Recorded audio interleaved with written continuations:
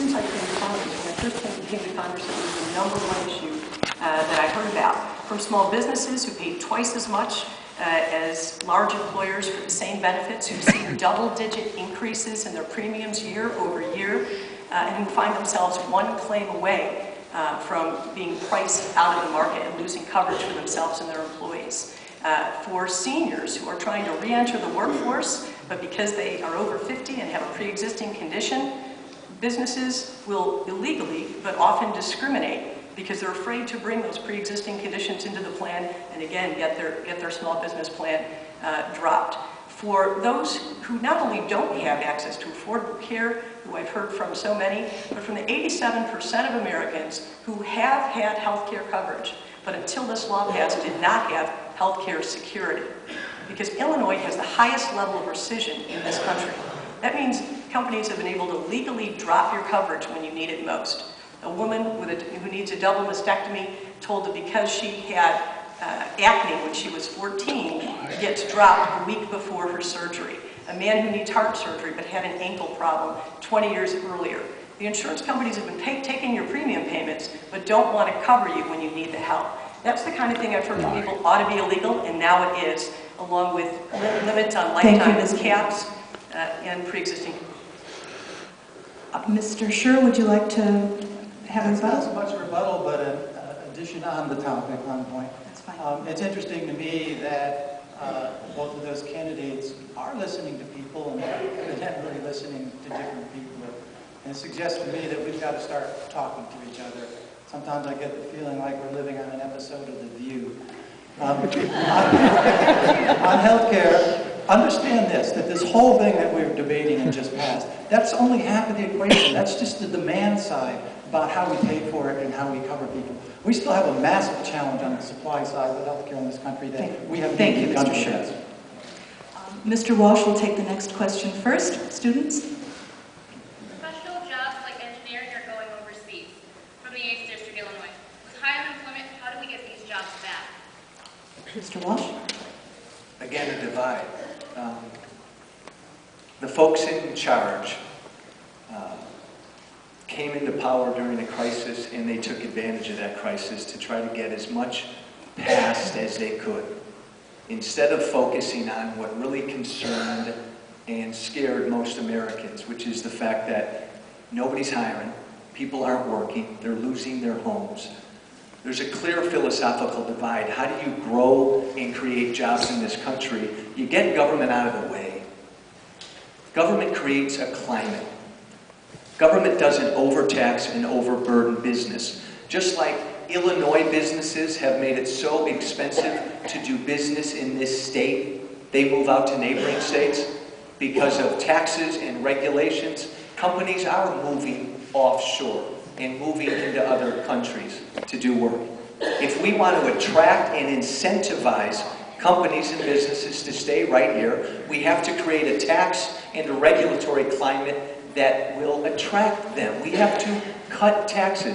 There should be no such thing as the estate tax. We should phase out the capital gains tax. We should follow our neighbor Canada and cut our corporate tax rate.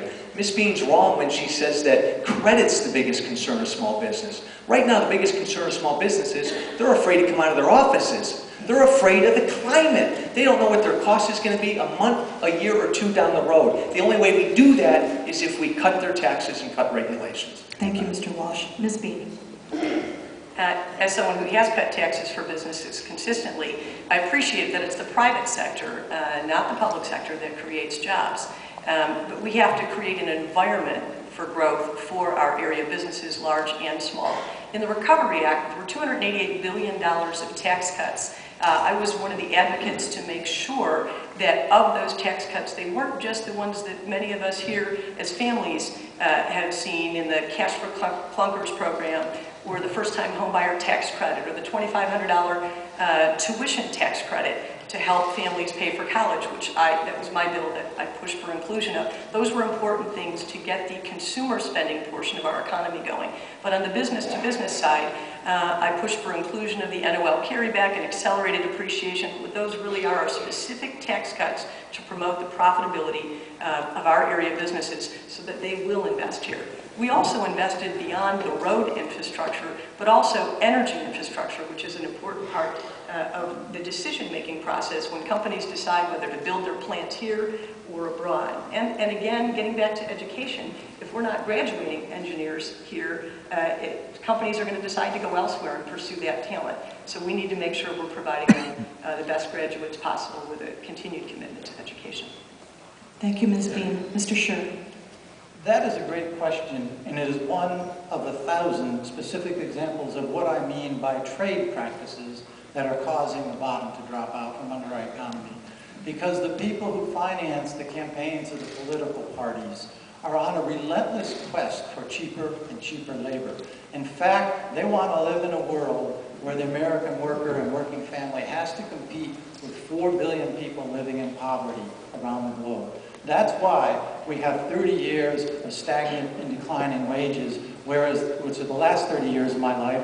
In the first 30 years of my life, we built a middle class, we lifted millions of people out of poverty, we built the most prosperous nation in the history of the world by following a different set of practices and a different balance. So thank you for that wonderful question.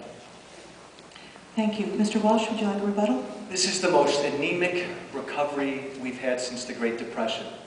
The party in charge owns this recovery. It's their policies that have made this climate so uncertain. And it's that uncertainty that is killing small business. And again, Ms. Bean, with all due respect, this notion of you as a fiscal conservative is out the window. When you vote for Obamacare, you vote for cap and trade, you vote for the stimulus, you vote for the bailouts when you knew your district didn't want you to, you can't call yourself a fiscal conservative. Thank you, Mr. Walsh. Ms. Bean takes the next question first. Students? Can you describe your opinion on cap and trade? Oh. I'm sorry, just your, what was it? Can you describe your opinion on cap and trade? Sure. I was proud to support cap and trade legislation. Excuse me, Ms. Bean, I'm sorry. Oh, it's okay. Ladies and gentlemen, please, we're here for the students. Just listen to the answers respectfully. This is evidently a wonderful auditorium. The acoustics are fantastic, and we can all hear you up here. So stop the side comments and the reactions, please, and we'll get a lot further and get many more questions in, and we'll be much more respectful. Exactly. Ms. Bean, let's go back to you. So was it my question? Yes, please. Oh, I thought I got out. No. I'm just trying to have everybody listen. And students, I'm sure you can do the math. Well, I was proud to support cap and trade legislation. What my opponent mentioned earlier is that businesses seek certainty, not only on tax policy, but also on energy policy. Many of them have green officers within their company focused on green technology and advancing their company with green products. But they want to know that what they're doing, particularly on emissions, is compliant with where the country is headed, and that's why so many folks, even in corporate America, supported it. It's also important to know that there wasn't a single business in the 8th District that was emitting enough to be hit by the caps. So that's important to know as well. But as a person who comes out of a business background, performance measurement is something that's often lacking in Washington. We often pass a bill and say, well, we think it's going to do this, it's going to accomplish A, B, C, but we don't put measurements in place. What I liked about the cap and trade legislation is it measurably reduces emissions by 17% by 2020 and 80% by 2050 in a cost-efficient way, saving the deficit $24 billion, and I think that's important. Thank you, Ms. Bean. Mr. Scher. I oppose cap and trade for several reasons. First, because it's a trickle-down scam.